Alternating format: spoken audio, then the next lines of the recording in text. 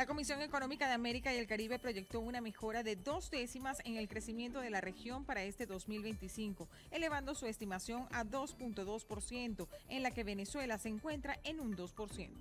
Este gráfico presenta nuestras proyecciones de crecimiento para el 2025 en la región. Para América Latina y el Caribe en conjunto, nuestra proyección aumentó en 0.2 de punto porcentual respecto a la proyección que hicimos en abril, y es ahora de 2.2% promedio. En la gráfica se puede apreciar una importante dispersión en esas tasas de crecimiento esperadas entre países y subregiones. La subregión con mayor crecimiento esperado es América del Sur, con 2.7%, seguida por un crecimiento de 2.6% esperado en Centroamérica, seguida por un 1.8% en el Caribe, de habla inglesa o holandesa, si se excluye Guyana, y si se incluye, el crecimiento del Caribe pasaría a ser a 4.1%. Para América Central y México en conjunto se espera un crecimiento de solo 1% a causa de un relativamente bajo crecimiento de México y su gran tamaño relativo con respecto a los países centroamericanos.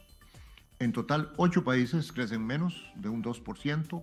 El grueso, 20 países crecen entre 2 y 4%, mientras que 3 países crecen más de un 4% y 2 economías se contraen. Las economías de mayor crecimiento son Guyana, con 10%, Argentina 5%, seguidas de Panamá 4.2%, Paraguay 4% y San Vicente y Granadinas 4%. Con crecimientos entre 3 y menos de 4% se encuentran República Dominicana, Guatemala, Costa Rica, Honduras, Nicaragua y Perú en América Latina, y Granada, Antigua y Barbuda y Suriname en el Caribe.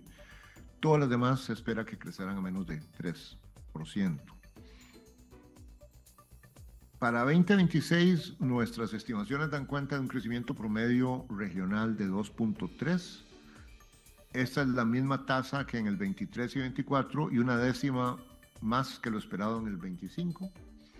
Al igual que en el 25, hay una gran dispersión en las trayectorias de crecimiento de los países, pero América Central pasaría a ser la subregión con mayor crecimiento esperado en el 2026 con 3.4%. Le sigue América del Sur con 2.4%, seguido de Caribe sin Guyana con 1.7%, y finalmente América Central y México con el mismo 1.7% del Caribe sin Guyana. En total, 8 países crecen menos de un 2% o crecerían menos de un 2%, 21 países crecerían entre 2 y 4%, 3 en 4% o más, y solo en Haití se espera una contracción económica en el 2026. Las economías de mayor crecimiento serían Guyana, República Dominicana, Panamá, Paraguay, Guatemala y Argentina, con crecimiento mayores, de 4% o más.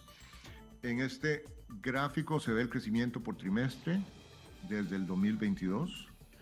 Se puede ver cómo la actividad económica, tras repuntar en los primeros trimestres del 24, perdió fuerza a fines de año e inició un proceso de desaceleración este año 2025, que se espera que se va a profundizar durante los próximos trimestres. En consecuencia, estimamos que América Latina moderará su crecimiento económico del 2.3 del 24 a 2.2 en el 2025, y se espera que en el 26 continúe convergiendo a bajos niveles de crecimiento. Como hemos venido diciendo, América Latina ha venido teniendo un desempeño económico deficiente que hemos caracterizado como una trampa de baja capacidad para crecer. Calificamos la década del 14 al 23 como la segunda década perdida de la región, donde se creció solo 0.9% por año, menos de la mitad del 2% al que se creció en la década perdida de los años 80. Desde 2015 al 2025, el crecimiento del PIB fue de solo 1.2%, que sigue siendo inferior a ese 2% de la primera década perdida. Esto contrasta con crecimientos de 2.7% en la década de los 90 y de 3% en la primera década de este siglo. La evolución de la política monetaria ha respondido a las expectativas de inflación, la dinámica cambiaria y las perspectivas de crecimiento económico. Todo esto dentro de un espacio limitado por las perspectivas de inflación a corto plazo, que siguen siendo vulnerables a los choques externos e influidas por un escenario incierto que dificulta prever el momento y la magnitud de futuros ajustes en las tasas de interés. En este momento, el principal reto enfrentado por la política monetaria es balancear la necesidad de estimular las economías de la región en un contexto de desaceleración del comercio y la menor demanda de parte de socios clave, así como consideraciones acerca de la estabilidad financiera, con la necesaria cautela ante posibles aumentos en expectativas de inflación.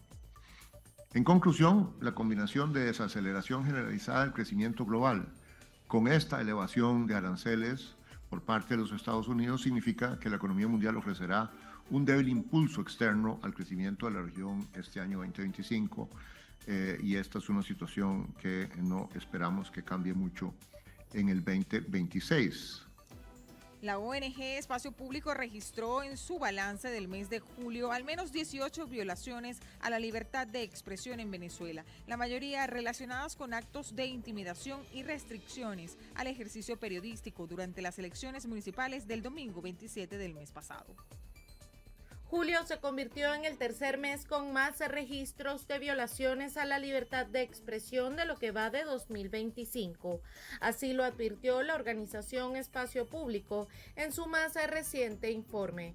El reporte indicó que 61% de los casos estuvieron vinculados con intimidación, seguidos por hechos de censura, hostigamiento judicial y verbal. Las principales víctimas fueron periodistas en un 66% de los casos, aunque también se reportaron ataques contra particulares, activistas y miembros de organizaciones no gubernamentales. De acuerdo con la organización, la mayoría de las agresiones fueron cometidas por cuerpos de seguridad del Estado, un 61.54%, y ocurrieron principalmente en Internet, 27.27%. Estas ocurrieron en los estados como Lara, Aragua, Bolívar, Cojedes, Zulia, Nueva Esparta y el Distrito Capital. Espacio Público alertó que solo el 27 de julio se reportaron 10 incidentes en al menos 7 estados, a pesar de que los comunicadores contaban con acreditaciones del Consejo Nacional Electoral. También denunciaron que reporteros fueron bloqueados por funcionarios del Plan República y la Guardia Nacional, quienes en algunos casos los obligaron a borrar el material grabado, los fotografiaron o les exigieron documentos de identidad. La organización señaló que el patrón de obstrucción, censura y hostigamiento institucional afectó directamente el trabajo periodístico. Espacio Público también reportó medidas judiciales y cierres de medios. El canal zuliano Telecolor fue sacado del aire por orden de Conatel el 3 de julio en un procedimiento que incluyó la presencia de cuerpos militares. Según la ONG, la medida dejó sin empleo a decenas de trabajadores y sin una voz informativa aparte de la población del occidente del país.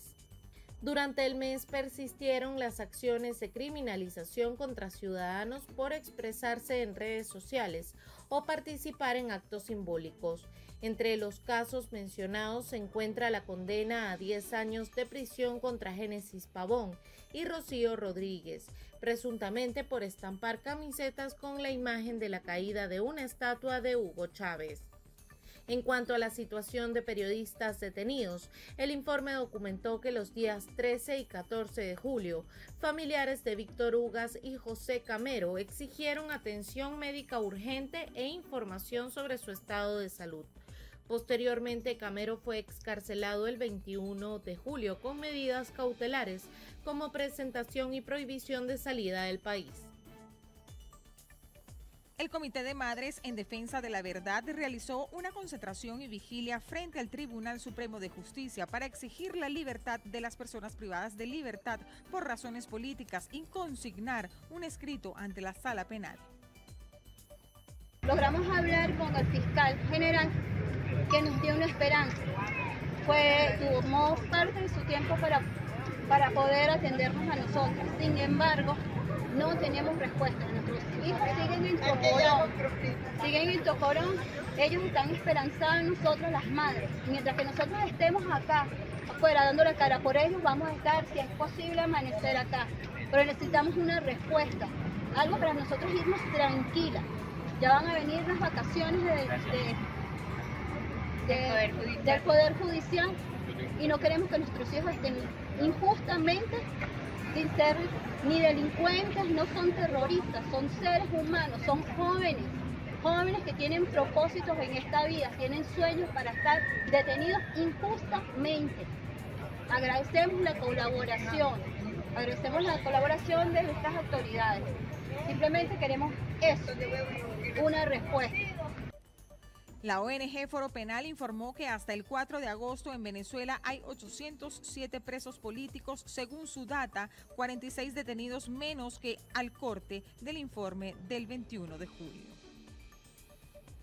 Según el balance presentado por Foro Penal, hasta el 4 de agosto del 2025 existen 807 presos políticos. De los 807, 712 son hombres, 95 mujeres, 638 civiles, 169 militares y 4 adolescentes. Según Foro Penal, se desconoce el paradero de 46 personas. De los detenidos por razones políticas, 81 son extranjeros.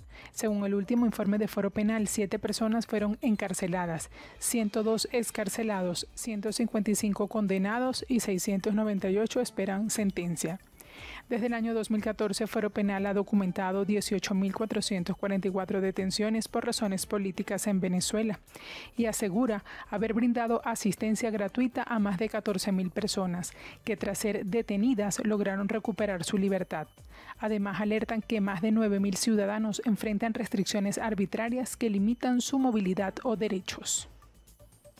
Jackson Vera, activista y líder estudiantil del estado Táchira, cumple 3 años detenido y sin juicio en el Helicoide. Así lo denunció el Comité por la Libertad de los Presos Políticos en Venezuela. El Comité por la Libertad de los Presos Políticos denunció que el activista y líder estudiantil del estado Táchira, Jackson Vera, cumple 3 años tras las rejas sin juicio. Vera fue detenido el 5 de agosto de 2022 en San Cristóbal, estado Táchira, y acusado, según su familia, sin pruebas, por los delitos de terrorismo, tráfico de armas y asociación para delinquir. Desde entonces, permanece detenido en el Helicoide.